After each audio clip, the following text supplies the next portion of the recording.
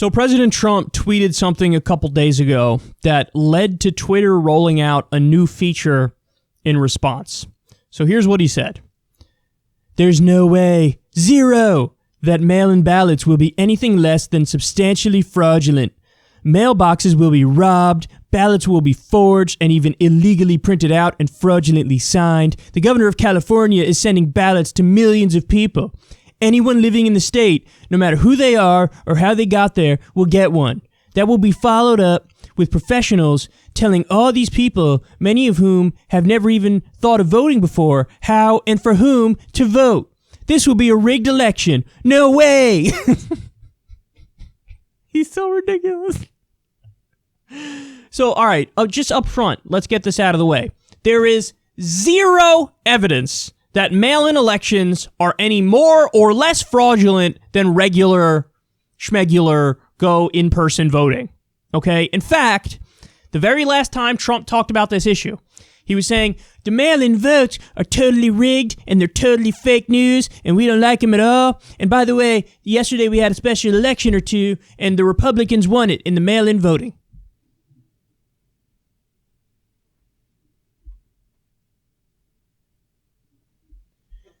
You just said that the mail-in voting is rigged and it's fake news. And then you said the Republicans won it. So are the Republicans winning it? Did they steal it? Did the Republicans steal from the Democrats? I'll wait. Come on, man. Oh my God, he's so dumb. How do you contradict yourself in the same sentence? You did it in the same sentence. It's so fake news. It's so rigged. Mail-in ballots got to be totally thrown out. They're not real. And 2 Republicans won the other day, and there's very good Republicans. In fact, I like them very much. All right, man, listen. The problem with elections in the U.S., I mean, there are many, but we should have paper ballots. We should have ranked choice voting. We should not have, under any circumstances, private companies being involved with the elections.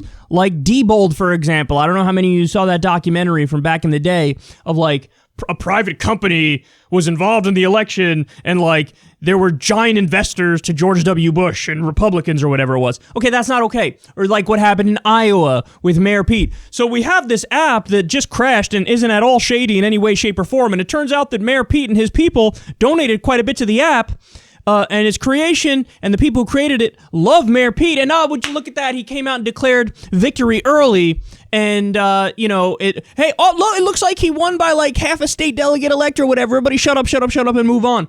So are there sketchy things that go on in U.S. elections? Yes. I mean, in 2016, it's been proven that the DNC did everything they could to rig it against Bernie Sanders. So there are super sketchy things that happen in elections. I'm not saying our elections are perfect. But what I am saying is there is zero evidence, particularly that mail-in ballots are any more or less bad than in-person voting. So, and I don't know why he got this stuck in his craw.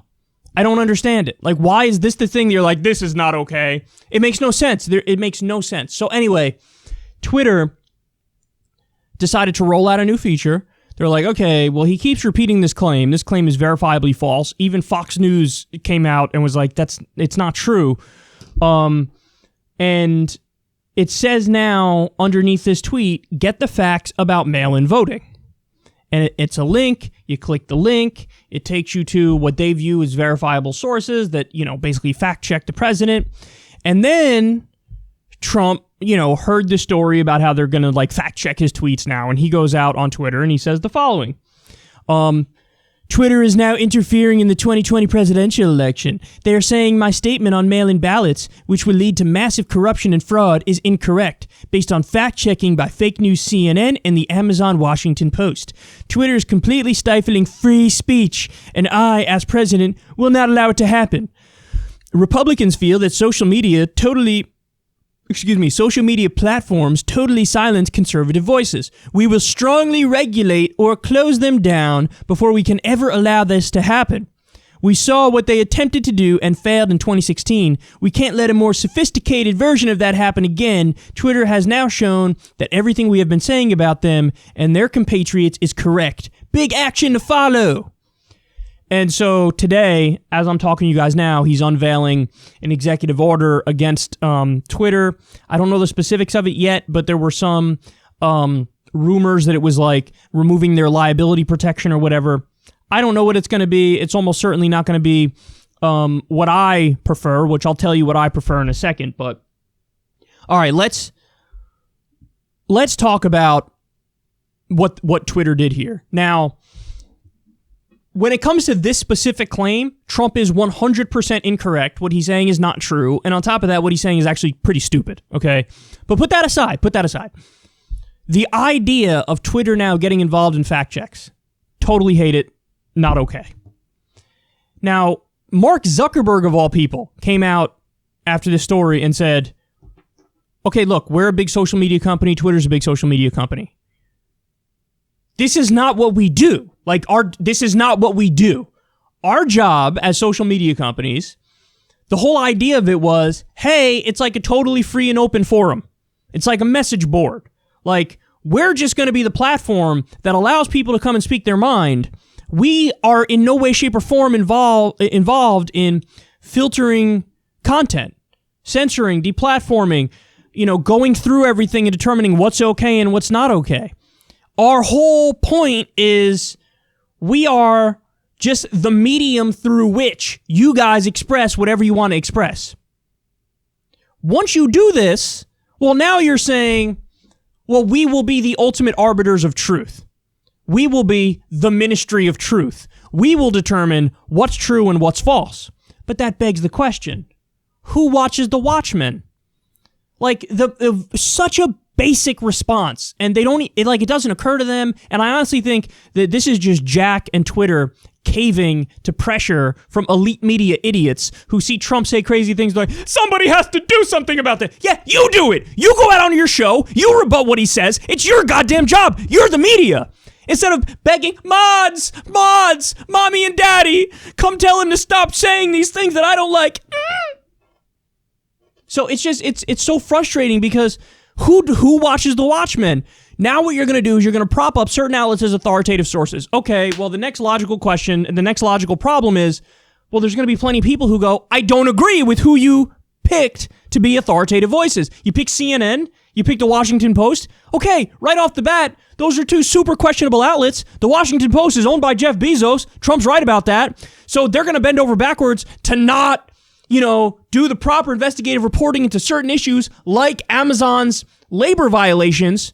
That's just one example. When it comes to CNN, here's an outlet that got Russiagate provably, verifiably wrong at every single turn. They were not authoritative on that issue, but now you're propping them up like they are authoritative on that issue.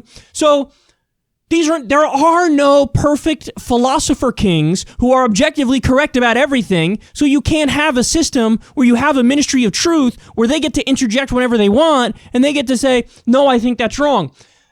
The most important point you could ever think of on this topic is this. If we had a Twitter, and Twitter did fact-checking, back when there was the lead up to the Iraq War in 2002 and 2003, what would they have said? Would they have said that the people who are arguing Saddam is not connected to Osama bin Laden, he doesn't have weapons of mass destruction, this is all propaganda for a war that Washington, D.C. has wanted for a long time, would that person have been considered correct? No, you know what would have happened? The fact checkers would have stepped in and said, this is fake news. This isn't true. The truth is, Saddam Hussein was working with Osama bin Laden on 9/11. The truth is he has weapons of mass destruction. We saw Colin Powell hold up the vial at the UN, and that's all the evidence you need. Colin Powell, respected general. You're going to disagree with him? We take his word over yours. You're factually wrong. He's factually right. You see the problem with this? We don't even need to go back that far. What would Twitter have done in the 2016 election when it was proven through WikiLeaks that the DNC rigged the 2016 primary against Bernie Sanders, and here's all the evidence for it laid out in detail? What would Twitter have done when accounts like mine tweet about that and go into details about that? You know what they would have done? Not only would they have said, Kyle's factually wrong, they also would have gone a step further and said, this is Russian propaganda. because maybe WikiLeaks got this from Russia. So since they got it from Russia, we're just going to say the source is enough to consider it totally illegitimate. Now we're going to argue Kyle's acting as a foreign agent. Ban him from the platform. Don't say this wouldn't have happened, because we know based on all of the mainstream media discourse, this is exactly what happened. If you spoke about the rigging of the primary in 2016, you were accused of being a Russian agent, sowing discord or whatever freaky, stupid term they used. Do you not see the problem? Listen, it's not that, hey, there will be a slippery slope if you put this in place. It's that there already is a slippery slope. Nobody's a perfectly objective philosopher, King. So, listen, it's so stupid, and Jack and Twitter are just caving to the media when they cry for the mods and they want, somebody's got to stop him. He's the freaking president. If he's wrong, you do your job. It's not Twitter's job. It's not Facebook's job. I would have respected these companies so much more if they just said, this isn't what we do. You're begging us to do something that we don't do. It's like you're looking at a sports team and you say, well, why don't you guys do my taxes? That's not what we do. We're a sports team. We don't do taxes. So when they said to you, Twitter, why don't you fact check? That's not what we do. We're a social media company. We're the middleman. We're the medium through which people express themselves. We're not going to get involved. Because now, who do you fact check? Why do you fact check them? Do you do it with only big accounts? Do you do it with big and small accounts? Who are going to be the outlets that you say are the verifiable outlets? By the way, the right-wingers are going to say, hey, man, you got to put some of our outlets on there. And because people want to say, oh, we got to be bipartisan, now they're going to allow right-wing outlets on there. Now you're going to have outlets like, I don't even know, Daily Caller, Breitbart, Washington Examiner, something like that, also on the list of people and outlets that fact-check. No, there is no way you could do a ministry of truth that's actually objective and correct. No matter who you think, oh yeah, these people are official and correct. No, they've gotten a lot of things wrong, I guarantee you. Nobody should be in that position. So this is just really stupid, really dumb. This is another consequence of the Trump era, where now you have a bunch of idiot Democrats who are like, yes, fact check me, daddy, yes. It's just so stupid, man. I hate it so much. Oh, I hate it so much. Now, I told you guys I would tell you what I prefer Trump to do. This is what I would want him to do. He should make all the major social media companies, when they go over a certain threshold, they become public utilities. And that would mean that the First Amendment is expanded and, First Amendment protections would apply to the platform. Because when you look at Facebook, when you look at Twitter, now that's the public square. That's the equivalent of what used to be the public square, because they're so big and so powerful and have so many people. So First Amendment protections should apply to people commenting on these platforms. And that doesn't mean that people could do direct threats of violence. Of course you can. That doesn't mean you could do harassment or whatever. Of course you can. There are certain lines that exist even in First Amendment case law. But I think the line should be First Amendment case law. And I think we should have basically treat Twitter and Facebook as public utilities. That's not to say they can't make profits, because they originally started as private companies. I don't want to fully nationalize them. But you can treat them like public utilities, and you can regulate them and expand the First Amendment. Trump is not going to do that, which is a shame. But what I will say to everybody out there who agrees with me on this, understand, if you agree with me on this, you are taking the left-wing position. So if you're a right-winger and you like what I'm saying, because, in my conception of what makes sense, Trump wouldn't be fact-checked and nobody would be fact-checked, and there wouldn't be deplatforming and censorship all willy-nilly. If you like what I'm saying, you are taking the left-wing position. You understand? The right-wing position is, hey man, it's a private company. They can do whatever the hell they want to do. It's their right. It's their right as a private company. It's Twitter's own platform. You can't go to their platform and say, I'm going to make you do X, Y, and Z. No. They're their own platform. They make their own decisions. That's the right-wing position. But if you agree with what I'm saying, you believe in the left-wing position, which leads to the next logical point, and I heard David Pakman make this point, which is, if you think that social media companies should be public utilities, why wouldn't you say the entire internet should be a public utility? Shouldn't it? Shouldn't the internet be a public utility? And what's funny is you have this total reversal of positions, where now a lot of right-wingers say, oh, Twitter, and Facebook, they should be public utilities, expand the First Amendment. But then they also say, no, we don't believe in net neutrality. You should have private companies make their own mind up and determine, hey, I want to slow access to certain websites because, they're not in a business agreement with me. So the way that works is you could have an internet provider, and the internet provider, let's just use names for argument's sake here. Let's say Spectrum or Verizon. So you have Verizon as the internet provider. They don't have a deal with, I don't know, fill in the blank of some website. And then since they don't have a deal with that website, they slow down access to that website. And the right-wing position is they're private companies, let them do what they want, and you wouldn't have a totally free and open internet. You would have like a segmented and fractured internet where everything would have package deals. Like, okay, if you get Verizon, here are the websites you get full access to. These other ones are slower. If you have this provider, here are the websites you have access to. All the other ones are slower. The right-wing position, and the one that they clearly took and screamed from the rooftops, is, no, yeah, let the private companies do whatever they want. Let the internet service providers do whatever they want. They're their own companies. They can do what they want. The left-wing position is, no, if you are an internet service provider, treat it like a public utility, have rules that all the websites needs to be equal access to all the websites.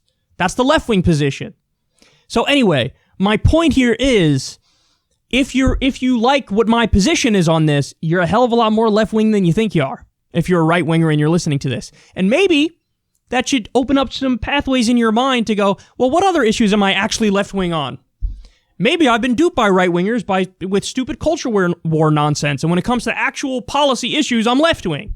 So I'm just letting everybody know that if you like what my position is, if you like net neutrality, if you like expanding the First Amendment protections to social media companies and treating them as public utilities, congratulations, you're a left-winger on those issues.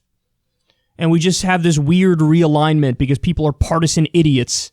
And so the Republicans are taking the left-wing position and the Democrats are taking the right-wing position because apparently nobody has principled beliefs anymore. It's all about your tribe and your team and what they're mostly saying.